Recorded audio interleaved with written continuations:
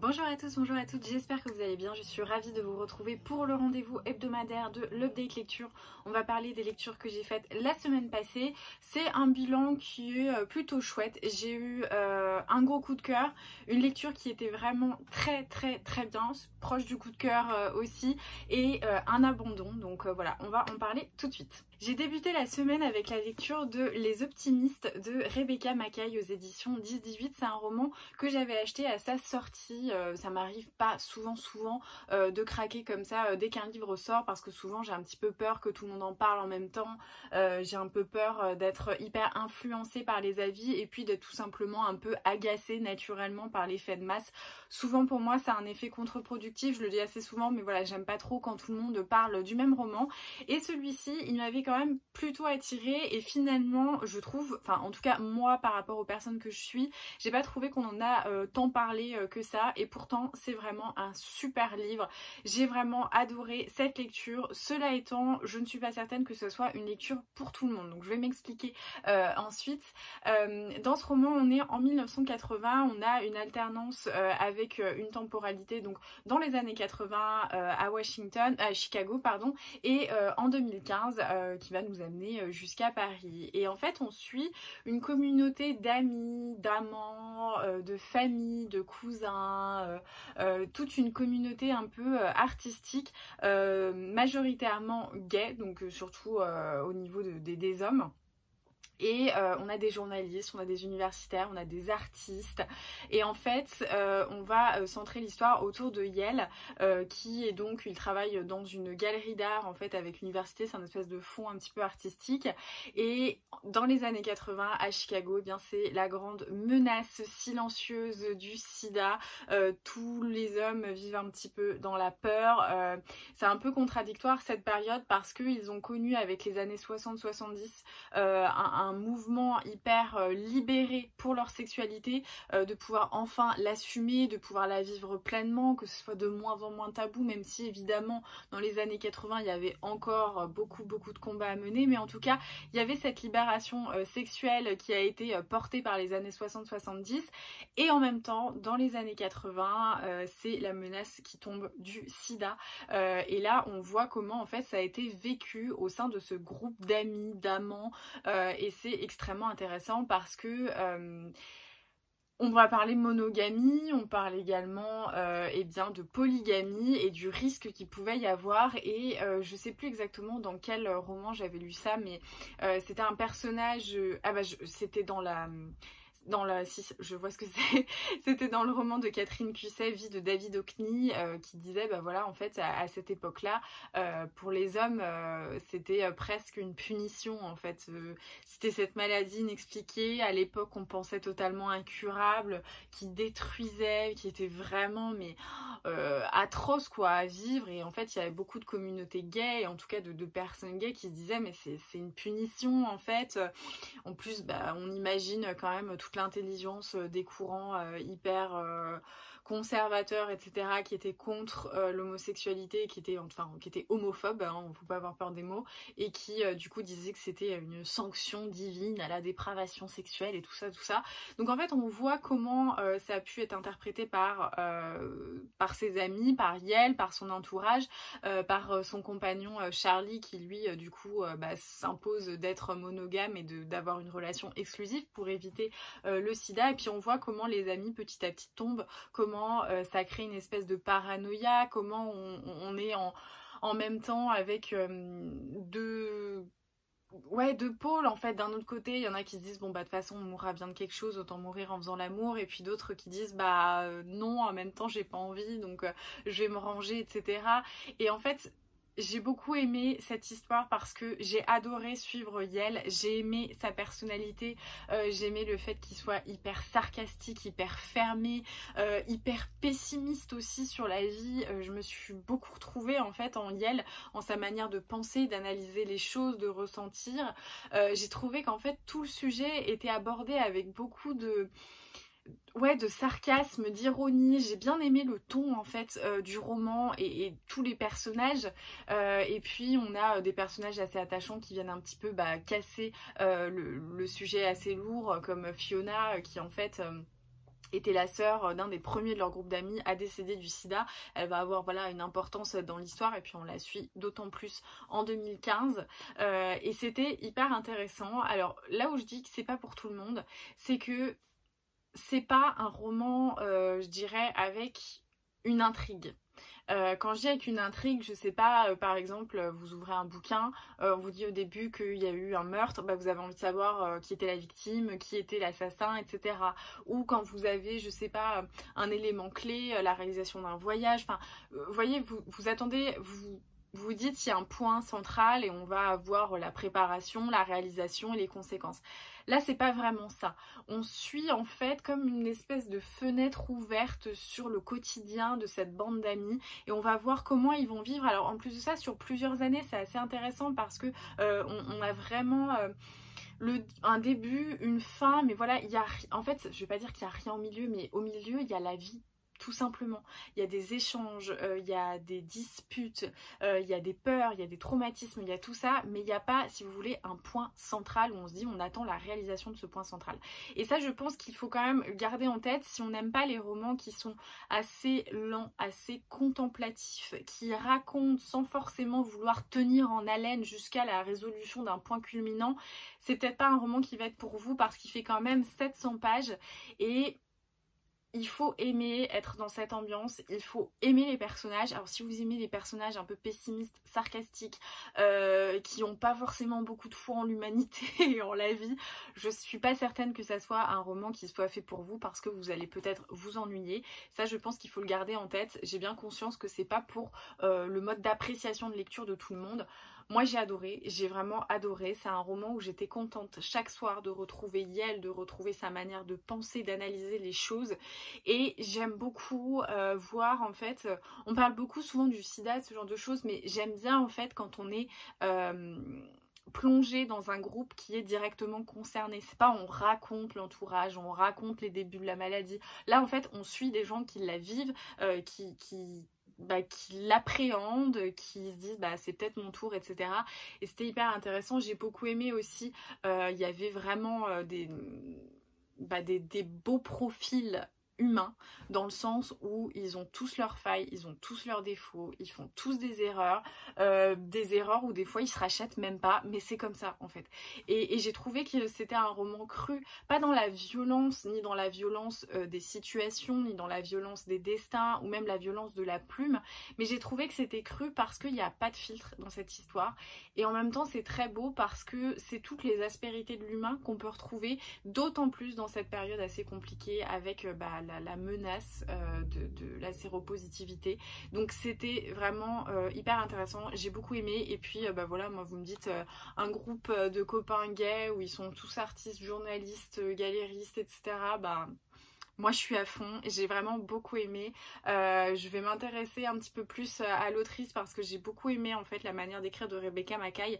J'ai trouvé que c'était vraiment une grande fresque ce roman, c'était vraiment très très chouette et j'ai adoré cette lecture. J'ai hâte de voir ce qu'elle a pu écrire d'autre parce que c'était vraiment trop bien. Après ça, ça a été un petit peu la déconfiture puisque dans le cadre du prix du livre de poche, j'ai dû lire donc un des livres sélectionnés pour avril et j'ai pris Va où le vent te berce de Sophie Thalmann. Il faut savoir que Sophie Thalmann, moi c'est pas du tout une autrice qui m'a intéressée, qui m'avait donné envie de lire. Pour moi, je l'avais un petit peu catégorisée dans le genre de roman qui n'est pas fait pour moi. Et j'avais raison parce que c'est pas trop fait pour moi. J'ai abandonné ce livre qui m'a vraiment saoulée pour tout. Pour absolument tout. Déjà, ça m'a saoulée dans l'histoire parce que j'ai trouvé que oui, encore une fois, dans certains livres, même dans le mien, hein, ça j'en suis consciente, on sait plus ou moins ce qui va se passer, on sait plus ou moins quels sont les personnages qui vont interagir ensemble, à part si on a un énorme plot twist au milieu, souvent il n'y a pas de surprise, mais c'est la manière de l'amener. En fait là, je pense que c'est le cumul entre le type d'histoire et la plume qui ont fait que j'étais totalement inintéressée, je savais déjà comment ça allait se passer, j'avais pas forcément envie de voir par quel chemin l'autrice allait nous emmener pour arriver au point final, et en plus de ça, j'ai eu un gros souci avec la plume de l'autrice. j'ai trouvé que c'était assez cliché. Voilà, d'une manière générale, je trouvais que c'était assez cliché, que c'était simple, non pas dans les mots choisis, non pas dans la manière de structurer, d'écrire, mais simplement dans le sentiment, je sais pas, il y avait quelque chose, une forme de distance, j'avais du mal à y croire. Voilà, je pense qu'il y avait un manque de sincérité pour moi, hein. Après c'est totalement personnel. Et en plus de ça, moi j'ai eu un gros souci avec la plume. En fait, à chaque fois qu'il y a un paragraphe, vous avez ça sur la fin du paragraphe où c'est des questions. Mais c'est des questions. Donc en fait, vous allez parler d'une situation, mais je peux prendre vraiment n'importe lequel, hein. Il y a, là je vous mens pas, 1, 2, 3. Il y a 6 questions. En fait, tous les paragraphes finissent par 6 questions. Et des fois, vous avez mais des enchaînements de questions à la suite. Il y a 7 ou 8. Mais est-ce qu'elle aurait pu envisager de faire ça? Mais est-ce qu'elle aurait envie d'envisager de faire ça? Est-ce qu'il y aurait une autre manière de? Est-ce que machin? Et ça va être ça, comme ça, en fait, après chaque paragraphe, après chaque énoncé, chaque avancée de l'histoire. Et mon Dieu, qu'est-ce que c'était chiant. Franchement, ça m'a saoulée.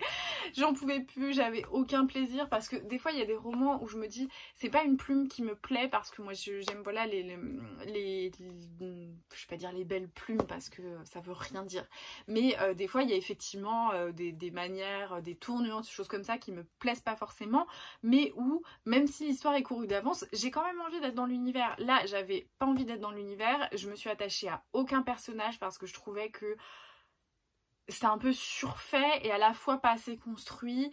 J'ai pas aimé la plume, j'avais vraiment envie d'arrêter, donc c'est ce que j'ai fait, j'ai arrêté de me forcer. Et voilà, donc comme quoi ça a un petit peu confirmé les a priori que je pouvais avoir sur Sophie Thalmann. Je ne réitérerai pas l'expérience, et au moins bah voilà, j'aurais découvert et je pourrais dire que c'est pas seulement un a priori, mais c'est un avis définitif.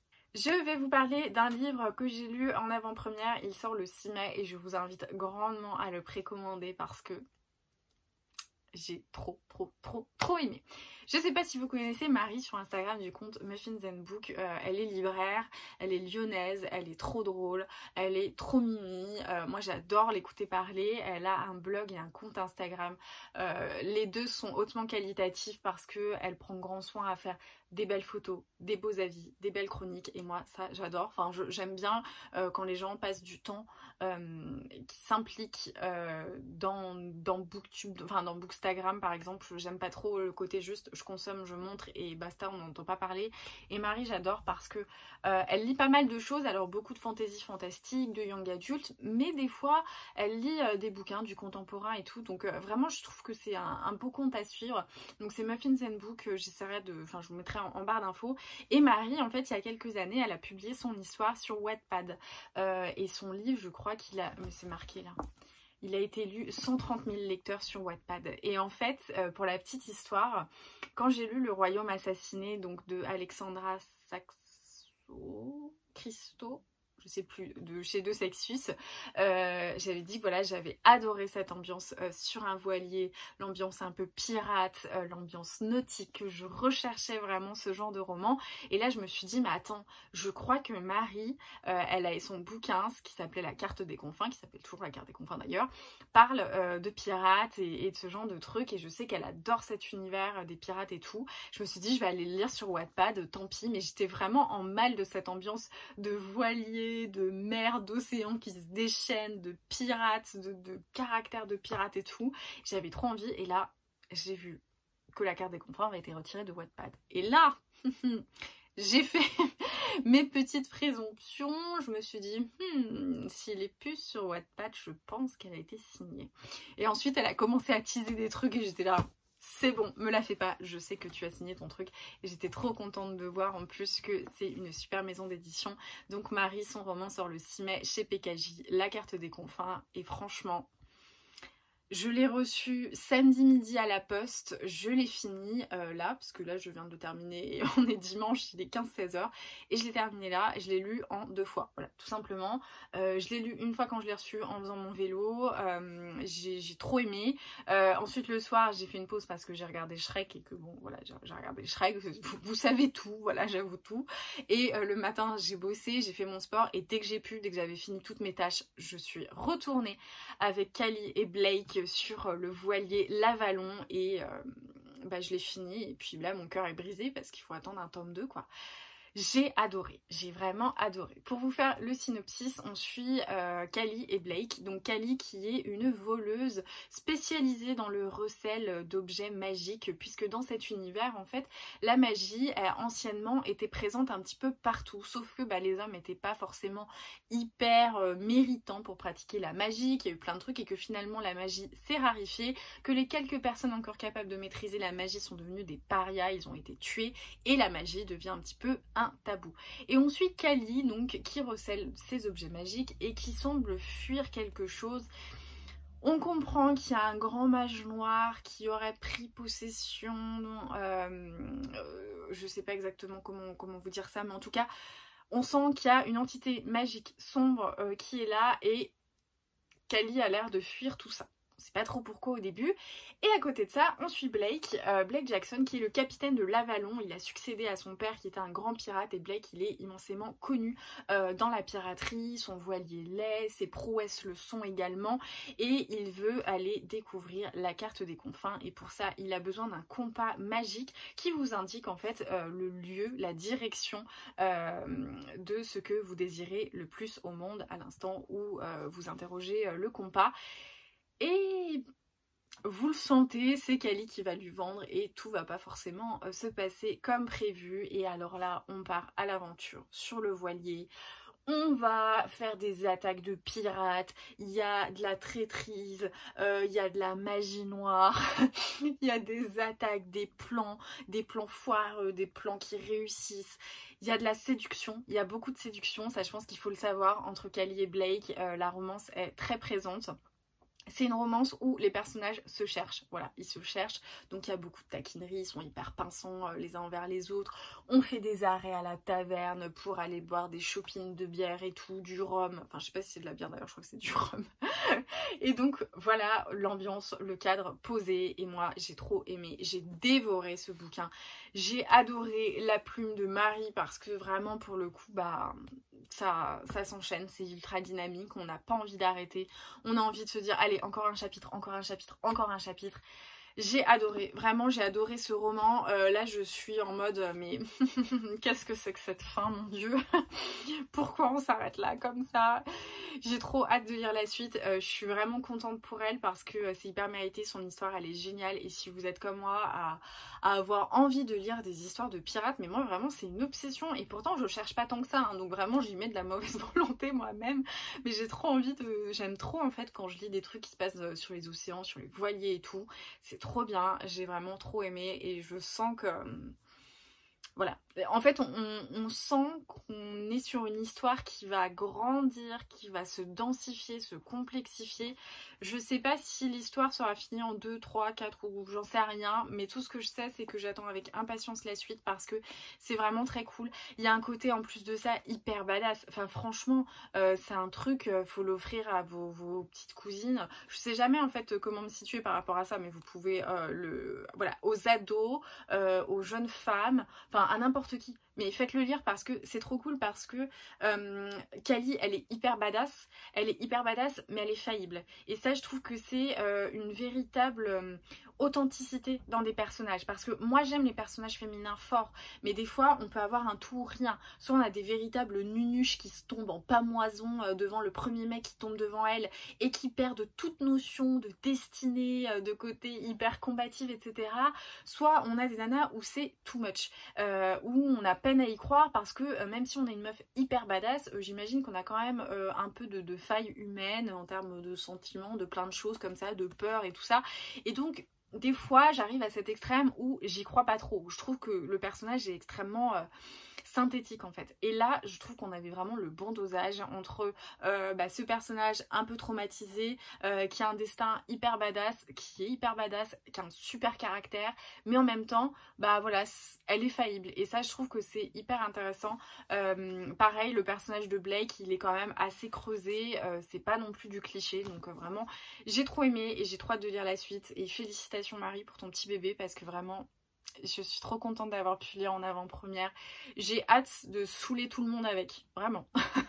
Vous n'êtes pas prêts, mais je l'ai beaucoup aimé, j'ai adoré la thématique et ouais, c'est un super bouquin, je peux que vous le conseiller. Voilà, c'est tout pour cette update lecture. J'espère que ça vous aura donné des petites envies de lecture, notamment Les Optimistes et La Carte des Confins. N'hésitez pas à précommander, je vous en ai déjà parlé, mais c'est hyper important de précommander les romans de jeunes auteurs. En plus de ça, Marie, elle est primo-auteur également. Donc c'est super important parce que ça permet aux sites marchands, aux libraires sur lesquels vous les précommandez de dire il y a de l'intérêt sur ce livre, on va peut-être essayer de regarder ce qui se passe. C'est vachement important. Vous l'aviez fait aussi pour mon petit bébé, hein. N'oubliez pas qu'il est toujours disponible, hein, mon petit roman à moi. Je pense que je suis super nulle pour faire ma propre promo parce que j'en parle nulle part. Et des fois je me dis ah tiens c'est vrai j'ai écrit un bouquin, faudrait peut-être que j'en parle. Mais en tout cas voilà, n'hésitez pas à précommander. Moi j'ai déjà précommandé le livre de Marie sur la Fnac, donc il sort le 6 mai parce que c'est comme ça qu'on soutient, même si j'ai eu la chance de le lire en avant-première, en service de presse. J'ai tenu quand même à, comme je lui avais dit de manière hyper sexuelle je trouve, c'est l'expression. On avait beaucoup ri avec ça, mais je voulais dire mettre ma pierre à l'édifice, mais en même temps en essayant de le centrer un petit peu plus sur la discussion. Et du coup, je lui avais dit c'est ma manière de mettre ma pièce dans ta tirelire. Et je me suis dit mais c'est super sexuel comme expression quand on dirait quand c'est ma bulle dans ta bulle quoi de Étienne Dao. On avait beaucoup ri. Donc bref voilà, si vous aussi vous avez envie de mettre votre pièce dans la tirelire de Marie, c'est tellement bizarre. N'hésitez pas à le précommander, à la soutenir et à vous intéresser, surtout si vous aimez les histoires de pirates, d'océans et de meufs super badass avec de la magie noire. Allez-y parce que c'était trop bien. En tout cas, n'hésitez pas à me dire dans les commentaires quels sont les livres qui vous ont intéressé, si certains ont rejoint votre wishlist et s'ils sont d'ores et déjà dans votre pile à lire. Je suis assez curieuse de voir. En tout cas, merci beaucoup d'être toujours au rendez-vous. Je sais qu'en ce moment, je suis pas trop là. J'ai vraiment du mal à répondre. J'ai vraiment du mal à même poster sur Instagram. Les semaines sont hyper longues et le soir, je suis épuisée et j'ai le temps de rien parce que je rentre tard du boulot et je commence à réviser pour mon examen final, donc c'est un peu complexe en ce moment, mais je suis toujours hyper émue de voir que ma communauté est toujours là, que vous êtes toujours présents et présentes pour les vidéos, pour mes posts Instagram.